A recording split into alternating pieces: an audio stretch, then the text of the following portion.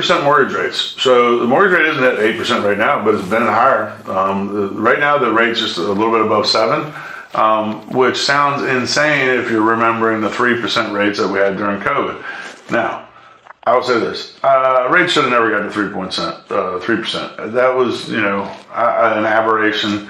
I feel like it was done out of sort of a panic. And I'm not blaming anybody because COVID was very weird for all of us. There was a lot going on that nobody understood. When I purchased my first house, I was super, super, super happy to be below 10%. The only reason I was below 10% is because I had a VA loan. And at that time, the difference between a VA and a regular loan was dramatic.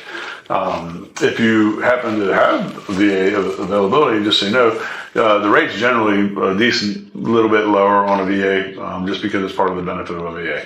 But historically, I remember my father telling me when he bought his first house in the 70s, he paid almost 19% in interest, which is freaking insane. Again, I was at I think it was like 982 or something.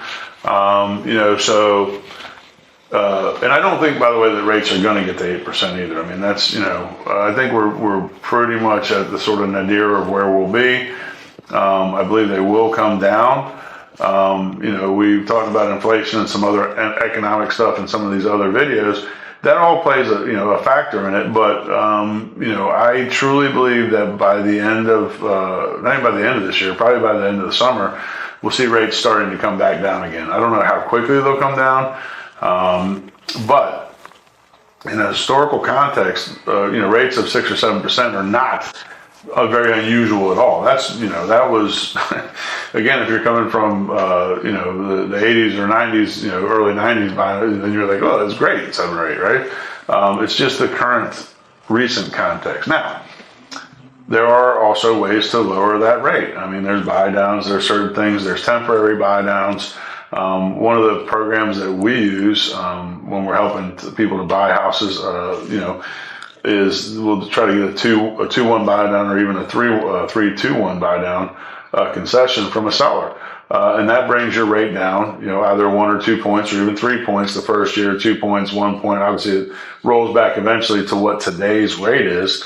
But it's a way to at least temporarily get away from that super high rate, and with the hope and the understanding that rates most likely will come down to, and look, I don't think we'll see 3% again, right? I think rates will come down to a more realistic number, but it's going to be around probably 5%. I don't see it getting much lower than 5%.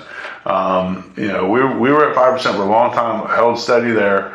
Like I said, just, as we were, the pandemic, like I said, that really threw everybody for a loop. So I think this is all just kind of recovery on that, but I think we'll get back down to that 5% in the next couple of years. And then you refinance out of whatever loan you have. So that's the model that, probably the best way to think about it. Again, 8%, I don't think we'll get there. That was your original question, but I don't think we're ever going to get anywhere near 3 again. So I think we'll probably be in the 6 range, in the 6s, anyways, relatively shortly again. And I think we'll stay in the 6s for a decent amount of time, but then it should kind of probably trickle back down. But then again, I did say in several other videos, I'm not an economist, I'm a realtor, so I could be wrong, but that's what I think. So that's my answer. Hey guys, thank you for tuning in to Living in South Florida Does Not Suck. Please do subscribe with the notification bell on. If you liked today's guest, you can also get more information about them right here. Like magic, it will appear. Anyways, we love having you here. We love having your friends here. Shout it out from the rooftops. Like us on Facebook. Share it with your friends. We'll see you soon here in beautiful, sunny South Florida.